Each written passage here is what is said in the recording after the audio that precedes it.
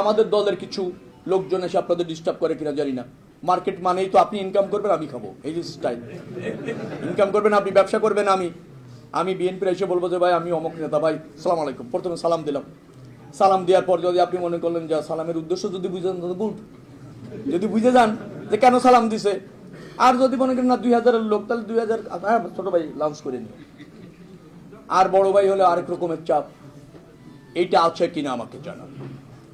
আপনারা চান না, কিন্তু আপনাদের কাছ থেকে সুবিধা নিতে চাই, এরকম যদি একজনও থাকে দলের আমাকে বলবেন। সব নেতা এখানে আছে, সিনিয়ররাও আছে, সিনিয়রদের দায়িত্ব, সিনিয়র না পেলে আমার দায়িত্ব। রাজনীতির নামে চাপ প্রয়োগ, ব্যবসায়ীদের উপর খবরদারি, ব্যবসায়ীদের উপার্জন নিজে নিয়ে নিজে কোনো কাজ না করে সংসার চালানো চলবে না, চলবে। বিএনপি তা হতে দেবে না, তারেক রহমান তা হতে দেবে না। আর আমি যদি আপনাদের প্রতিনিধি হই, আপনারা যদি ওই দায়িত্ব আমাকে দেন,